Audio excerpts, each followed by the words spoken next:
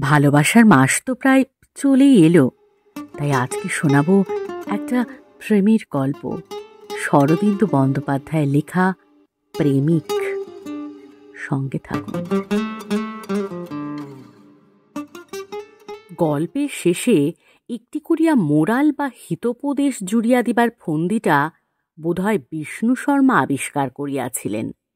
সেই অবধি লাগায়েত বর্তমান কাল যিনি গল্প লিখিয়াছেন তিনি এই ফন্দিটি কাজে লাগাইবার চেষ্টা করিয়াছেন।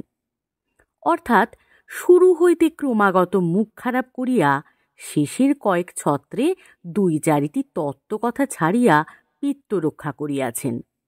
ইহাই বর্তমান কথা সাহিত্যের বৈধর্মী রীতি।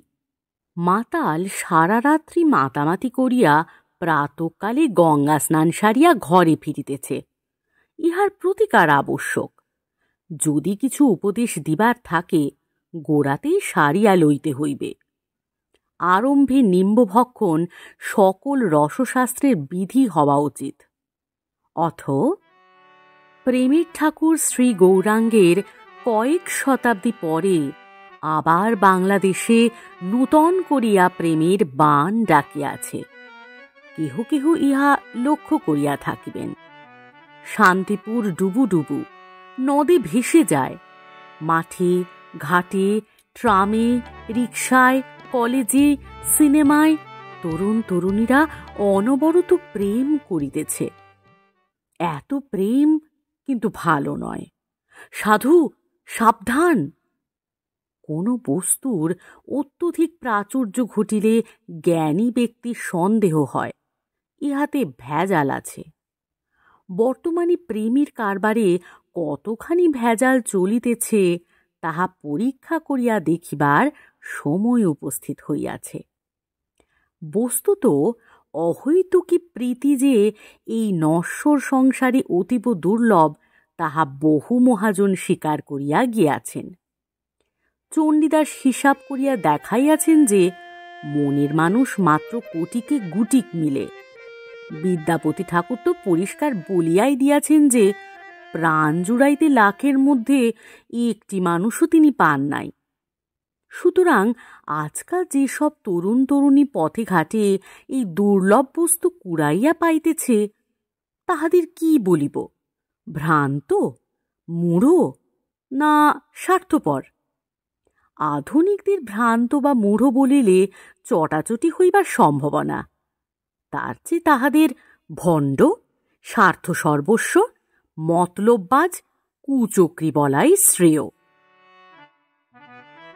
শ্রীমান বিমান বিহারীর সহিত কুমারী অনিন্দার প্রণয় ঘটিবার উপক্রম হইয়াছিল। যেহেতু বিমান কুকুর ভালোবাসিত সেহেতু অনিন্দার সহিত তাহার প্রেম ঘটিবার যথেষ্ট কারণ ছিল। কেহ ভুল বুঝিবেন না, অনিন্দা মানব নন্দিনী। অনিন্দার একটি কুকুর ছিল। কুকুরটি এই যোগাযোগের ঘটক। আরম্ভে পাত্র পাত্রীর কুল পরিচয় দান করাই বিধি। কিন্তু বিমান ও অনিন্দার কুলজি খাটিবার আমাদের সময় নাই। মনে করিয়া লওয়া যাক বিমান স্বয়ংভুব মনুর ন্যায় অটো ফার্টিলাইজেশন প্রক্রিয়ার দ্বারা জন্মগ্রহণ করিয়াছিল। তাহার বাপ পিতামহ কস্মিন কালেও ছিল না। অনিন্দা ও বৃন্তহীন পুষ্পসম আপনাতে আপনি বিকশিত হইয়াছিল। তাহাতে আমাদের কাহিনীর কোনো ক্ষতি হইবে না।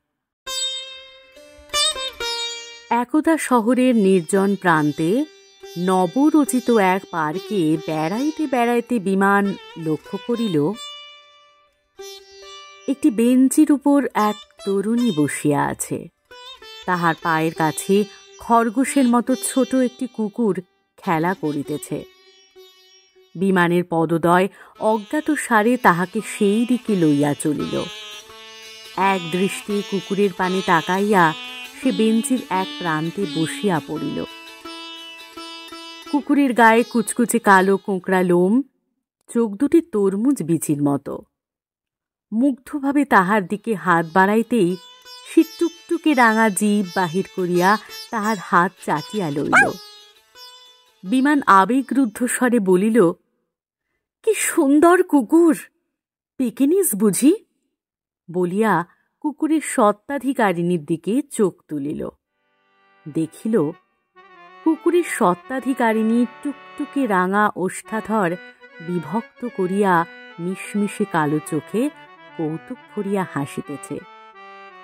তাহার কোঁকড়া ঝামর চুলগুলি দুলিয়া উঠিল। সে বলিল, না, সায়ামেজ। তরুণীর কণ্ঠস্বরে কি ছিল জানি না, বিমান তীর বিদ্ধের মতো চমকিয়া উঠিল। তারপর কুকুরের পানে একাগ্র দৃষ্টিতে চাহিয়া বলিল, তাই হবে, আমার ভুল হয়েছিল। নাম কি? তরুণীর গাল দুটি মুচকি হাসিতে টোল খাইয়া গেল। কার নাম জিজ্ঞেস করছেন? আমার? বিমান লাল হইয়া উঠিল। না না, মানে ওর একটা নাম আছে তো, তাই। তরুণী টিপিয়া টিপিয়া হাসিল, বলিল, ওর নাম রুমঝুম, আর আমার নাম অনিন্দা। বিমান অতিমাত্রায় উল্লসিত হইয়া বলিয়া উঠিল, রুমঝুম, ভারী অর্থাৎ কিনা অনিন্দা, ভারী চমৎকার নাম তো। কোন নামটা চমৎকার? বিমান ভীষণ লজ্জিত হইয়া পড়িল। তাহার কান ঝাঁঝা করিতে লাগিল। সে সম্মুখে ঝুঁকিয়া রুমঝুমকে আদর করিতে করিতে তোতলার মতো অর্ধবিভক্ত ভাষায় বলিল,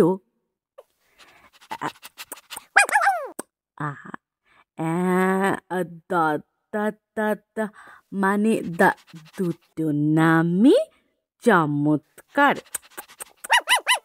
অনিন্দা স্মিত মুখে উঠিয়া দাঁড়াইল, বলিল, চল রুমঝুম, বাড়ি যাই, নমস্কার।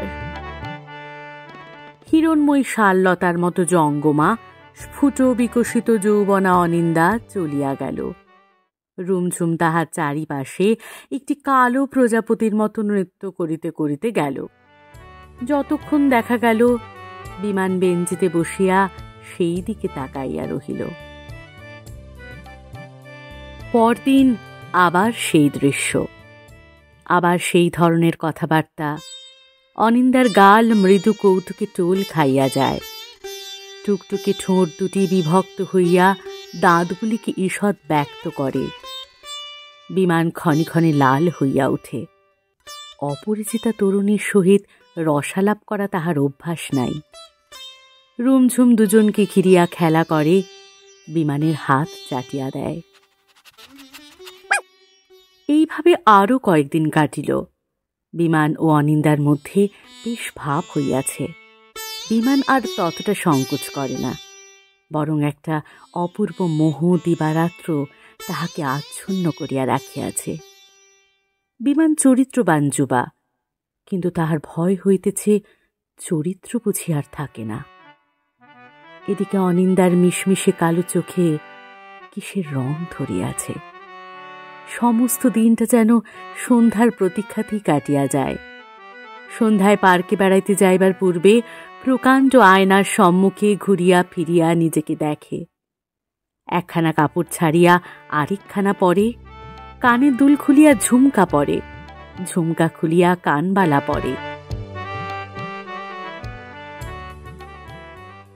একদিন অনিন্দা বলিল, আপনি তো প্রথম দিনই আমার নামটা জেনে নিলেন, নিজের নাম বলেন না কেন? রুমঝুমকে কোলে লইয়া বিমান বসিয়াছিল। চমকিয়া বলিল, আমার নাম বিভূতি মিত্র। কলেজে পড়েন বুঝি? আবার চমকিয়া বিমান বলিল, হ্যাঁ, পোস্ট গ্রাজুয়েট। সন্ধ্যা হইয়া গিয়াছিল। আজকাল রোজই বাড়ি ফিরিতে দেরি হইয়া যায়।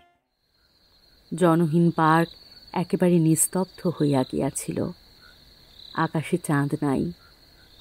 অনিন্দা বিমানের পাশে একটু ঘেঁষিয়া বসিল। হাঁটুতে হাঁটু ছোঁয়াছুঁই হইয়া গেল। দুজনে কিছুক্ষণ নীরব। তারপর বিমান একটা দীর্ঘশ্বাস ফেলিল। অনিন্দা বলিল, নিঃশ্বাস ফেললেন যে? বিমান অবরুদ্ধ আবেগের প্রাবল্যে রবীন্দ্রনাথের কবিতা ভুল আবৃত্তি করিল। যাহা পাই তাহা ভুল করে পাই, যাহা চাই তাহা পাই না। আবার কিছুক্ষণ নীরব। পূর্বাকাশ ধীরে ধীরে উদ্ভাসিত হইয়া উঠিতেছে। চাঁদ উঠিবে। অনিন্দা অস্ফুট আধো বিজড়িত স্বরে বলিল, আপনি কখনো ভালোবেসেছেন? আকস্মিক উত্তেজনার ফলে মানুষের বাহ্য অভিব্যক্তি কখনো কখনো উৎকট আকার ধারণ করে। বিমান সহসা ঘুমন্ত রুমঝুমকে দুহাতে বুকে চাপিয়া ধরিল। ঘন ঘন নিঃশ্বাস ফেলিতে ফেলিতে প্রজ্বলিত চক্ষে অনিন্দার পানে চাহিল। দাঁতে দাঁত চাপিয়া বলিল, এই পৃথিবীতে টাকা না থাকলে কাম্য বস্তু লাভ করা যায় না। আমার টাকা নেই, কেন মিছে আমাকে লোভ দেখাচ্ছেন? বলিয়া রুমঝুমকে অনিন্দার কোলের উপর ফেলিয়া দিয়া প্রায় ছুটিতে ছুটিতে চলিয়া গেল। রাত্রি ঘুমাইয়া বিমান স্বপ্ন দেখিল। কালো কোঁকড়া চুল, মিশমিশে দুটি চোখ, লাল টুকটুকে। ঘুম ভাঙ্গিয়া গেল। উত্তপ্ত মস্তকে জল দিয়া সে আবার ঘুমাইল। আবার স্বপ্ন দেখিল। সকালে উঠিয়া বিমান উদ্ভ্রান্তের মতো ভাবিল, আর তো পারা যায় না। লোভ সংবরণ করা বড় কঠিন। চরিত্র তো রসাতলে গিয়াছেই, মনের অগোচরে পাপ নাই, তবে আর বাহিরে সাধু সাজিয়া লাভ কি? যাহা হইবার হোক, আজই, আজই সে এই কার্য করিবে। সন্ধ্যার পর পার্কে কেহ থাকে না, সেই সময়। কামনার বিষে যখন অন্তর জর্জরিত, তখন অতি বড় সাধু ব্যক্তিরও হিতাহিত জ্ঞান থাকে না। ঘৃত ও অগ্নির সান্নিধ্য অতি ভয়ঙ্কর। কত সচ্চরিত্র যুবা, কিন্তু যাক, শেষের দিকে আর হিতোপদেশ দিব না। সন্ধ্যার পর আবার দুজনে পাশাপাশি বসিয়া আছে। অনিন্দার চুলের সৌরভ বিমানের নাকে আসিতেছে। একরাশ নরম রেশমের মতো রুমঝুম তাহার কোলে ঘুমাইতেছে। পার্ক অন্ধকার, জনমানব নাই। অনিন্দা কম্পিত স্বরে জিজ্ঞাসা করিল, কাল আমার কথার জবাব না দিয়ে চলে গেলেন যে? অন্ধকারে হাতে হাত ঠেকিল। বিমান তাহার হাত চাপিয়া ধরিয়া বলিল, জবাব কি বুঝতে পারোনি? না, বলুন না শুনি। বিমানের তপ্ত মুঠির মধ্যে অনিন্দার হাতখানি যেন মাখনের মতো গলিয়া গেল। অনিন্দা, তোমাকে আমার মনের কথা বুঝিয়ে দেব, কিন্তু তুমি আমায় ক্ষমা করতে পারবে? হয়তো পারি, শুনি না আগে। তবে তুমি একটু বসো, আমি এখনই আসছি। কোথায় যাচ্ছেন? রুমঝুমের বোধহয় তেষ্টা পেয়েছে, ওকে একটু জল খাইয়ে আনি। বিমান চলিয়া গেল।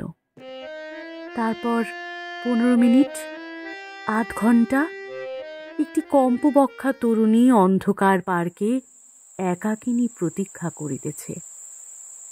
কোথায় গেল বিমান? বিমান তখন শহরের অন্য প্রান্তে নিজের ঘরে বিছানার উপর শুইয়া রুমঝুমকে চটকাইতেছে। রুমঝুম, তোকে আমি চুরি করে এনেছি, তোর মন কেমন করবে না? ফিরে যেতে ইচ্ছে করবে না? আর কখনো আমরা পার্কের ত্রিসীমানায় যাব না। কি বলিস?